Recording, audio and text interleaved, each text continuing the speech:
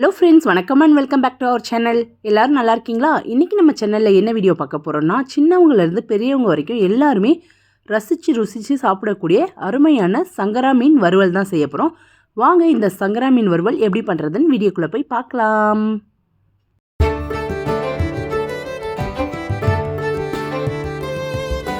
சங்கரா மீன் வறுவல் பண்ணுறதுக்கு 1/2 கிலோ சங்கரா மீன் வாங்கியிருக்கேன். இதை இந்த தோள்களெல்லாம் நீக்கிட்டு இந்த செதில்களெல்லாம் க்ளீன் பண்ணி இதை நம்ம இப்போ கட் பண்ண ஆரம்பிச்சிடலாம். இந்த மாதிரி நல்லா கோடு கோடாக நல்லா ஆழமாக 2 பக்கமும் போட்டால் தான் நமக்கு மசாலாலாம் உள்ளே இறங்கும். அதனால் எல்லாத்தையுமே நான் இந்த மாதிரி நல்லா ஆழமாக கட் பண்ணிக்கிறேன். எல்லாத்தையும் கட் பண்ணி முடிச்சதுக்கப்புறமா நம்ம இப்போ இதுக்கு தேவையான மசாலா எல்லாம் ரெடி பண்ணலாம். அதுக்கு ஒரு அகலமான பாத்திரத்தில் 2.5 டேபிள் ஸ்பூன் அளவுக்கு வீட்டில் அரைச்ச குழம்பு மிளகாத்தூள், 1 சிட்டிகை மஞ்சத்தூள், 1/2 டேபிள் ஸ்பூன் அளவுக்கு மிளகுத்தூள், தேவையான அளவு உப்பு, 1 கைப்பிடி அளவுக்கு கருவேப்பிலை, பாதி லெமனை ஜூஸ் அப்படியே சேர்த்துக்கிறேன். ஃபுல்லாக சேர்த்துட்டு ஒரு 4 பூண்டு பல்லை நல்லா இடித்து சேர்த்துக்க போகிறேன். இடித்து அதை சேர்த்துக்கிட்டு இன்னும் கொஞ்சம் உப்பு சேர்த்தா கரெக்டாக வரும்னு தோணுச்சு. அதனால் இன்னும் கொஞ்சம் தேவையான அளவு உப்பும் சேர்த்துக்கிட்டேன். சேர்த்துட்டு இதை அப்படியே கையால் ஃபஸ்ட்டு மிக்ஸ் பண்ணிக்கலாம். மிக்ஸ் பண்ணிவிட்டு அதுக்கப்புறமா தண்ணி சேர்த்து நல்லா கலந்துக்கலாம். அதிகமாக தண்ணி சேர்த்துறாதீங்க. கரெக்டான அளவில் சேர்த்திங்கன்னா தான் உங்களுக்கு நல்லா மீனுக்குள்ளே மசாலாலாம் நல்லா ஒட்டி பிடிச்சி உங்களுக்கு மீனோட மேல் தோல் ரொம்ப பிரியாமல் நல்லா பார்க்குறதுக்கு நம்ம எப்படி மீனை பெரட்டி மசாலாவோடு வச்சுருந்தோமோ அதே மாதிரி வறுத்தெடுக்கும் போது அதே ஷேப்பில் மேலெல்லாம் நல்லா சூப்பராக செவந்து நல்லா வெந்து நல்லா மீன் சூப்பராக கிடைக்கும். மசாலா ரெடி பண்ணியாச்சு. இப்போ நம்ம ஏற்கனவே கட் பண்ணி வச்சுருக்கோம்ல, அந்த மீன்கள் எல்லாத்தையுமே இதுக்குள்ளே சேர்த்துக்கலாம்.